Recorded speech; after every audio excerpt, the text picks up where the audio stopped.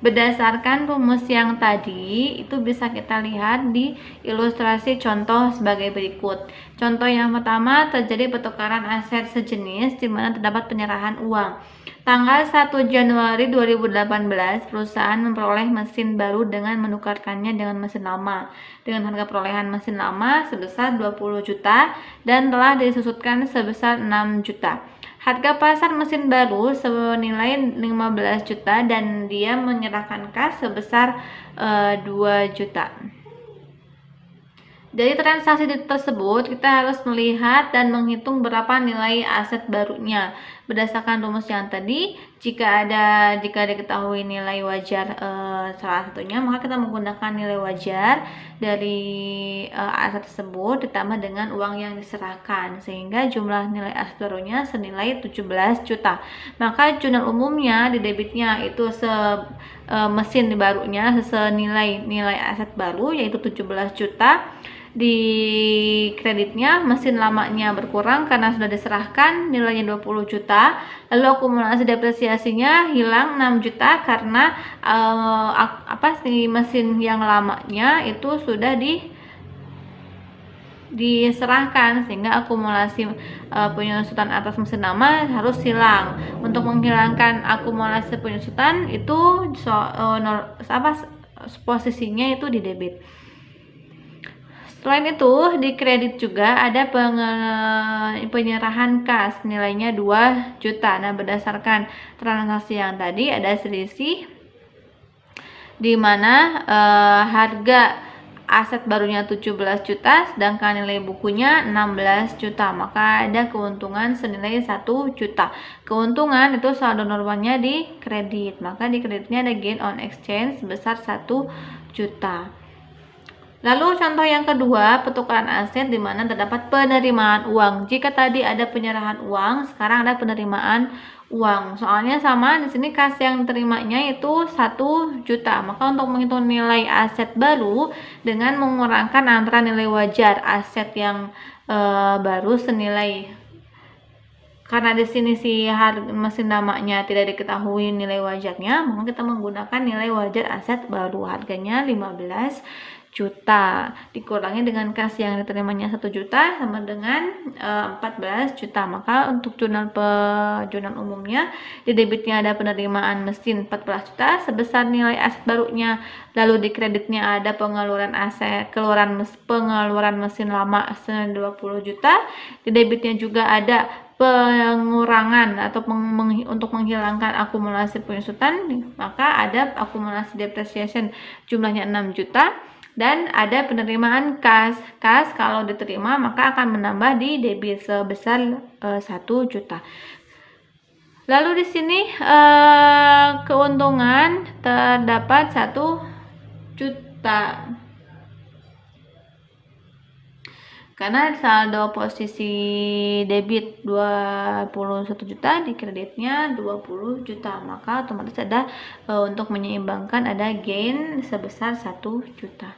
Contoh yang ketiga, pertukaran aset sejenis, tidak terdapat penyerahan dan penerimaan uang. Kalau sepertinya tidak ada penerimaan ataupun penyerahan uang, maka nilai aset baru sama dengan nilai bukunya. Nah, di sini contohnya masih menggunakan contoh yang sama, tapi tidak ada penerimaan dan pengeluaran kas, sehingga di debitnya itu jumlahnya mesin senilai 14 juta, di kreditnya itu ada mesin lama 20 juta dan akumulasi depresiasi di debitnya 6 juta. Ingat untuk akumulasi depresiasi itu harus dihilangkan kalau asetnya sudah tidak kita miliki. Nah, untuk menghilangkannya itu harus di debit.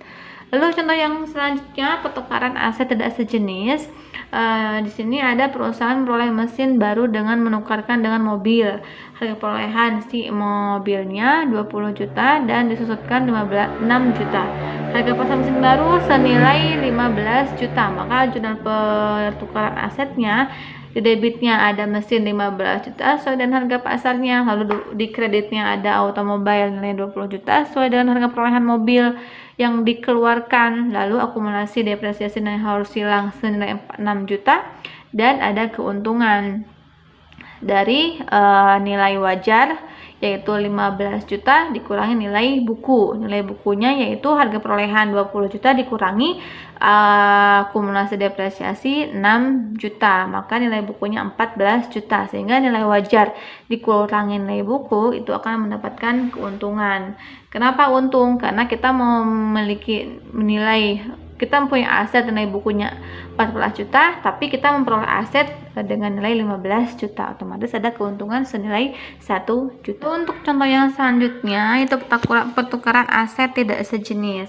Ilustrasinya, PTA memiliki sebidang tanah di mana nilai tercatatnya itu senilai 10 juta. Dengan harga perolehannya 12 juta, diketahui bahwa nilai pasar dari tanah yang lama tersebut senilai 15 juta.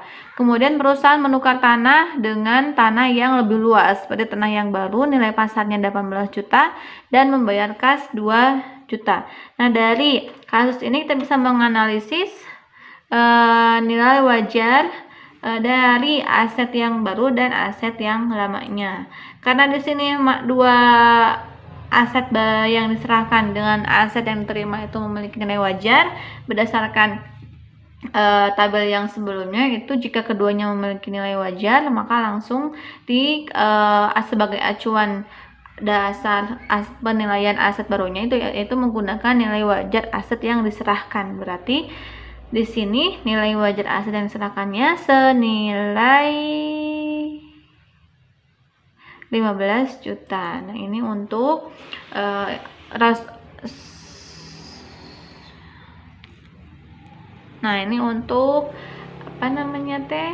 hasil analisis dari transaksi yang tadi, di mana tanah bangunan lamanya memiliki nilai wajar 15 juta, tanah yang barunya memiliki nilai wajar 18 juta, nilai tercatat tanahnya 10 juta. Karena sudah karena nilai tercatatnya 10 juta dan harga perolehan itu diketahui 12 juta, maka untuk akumulasi penyusutan tinggal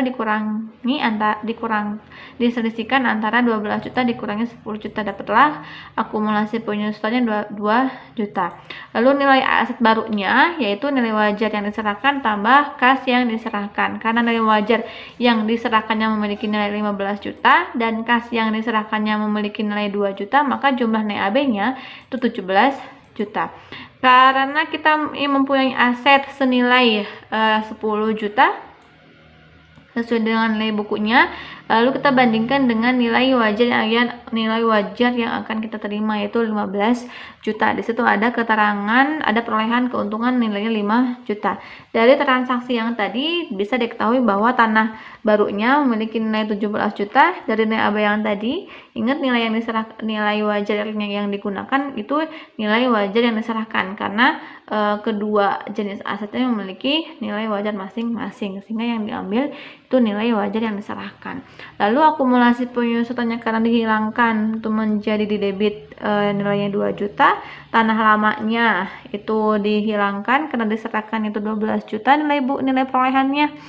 Kas yang diserahkan itu 2 juta dan untuk keuntungan pertukaran asetnya memiliki nilai 5 juta. Nah, kalau ini ada pertukaran aset tapi tanpa memiliki substansi komersial, berarti tidak ada niatan untuk mau untung mau rugi terserah, yang penting saya sudah menukarkan aset tersebut. Nah, karena ada asumsi tersebut maka bisa dikatakan bahwa transaksi pertukaran aset yang tadi itu tidak memiliki substansi komersial.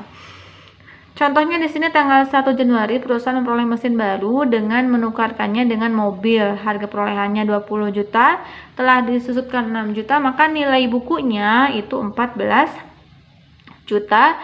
Harga pasar mesin baru 15 juta. Nah, karena di sini harga pasar nilai wajar mesin namanya yang tidak diketahui, maka yang menjadi acuan itu nilai wajar mesin baru. Nilainya 15 juta, nilai bukunya 14 juta, maka ada keuntungan sebesar 1 juta.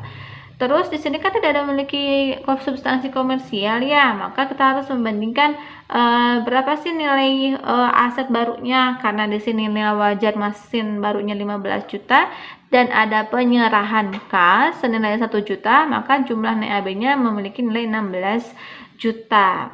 Nah, lalu di sini karena tadi kan ada keuntungan 1 juta Nah, karena ada keuntungan 1 juta dan di sini tidak memiliki substansi komersial, maka mau untung atau rugi itu tidak diakui di jurnal umumnya. Sehingga jika ada selisih, maka keuntungan dan kerugiannya itu dibebankan ke mesin baru. Kalau sepertinya untung, maka mengurangi si nilai mesin barunya. Kalau rugi itu menambah nilai mesin barunya.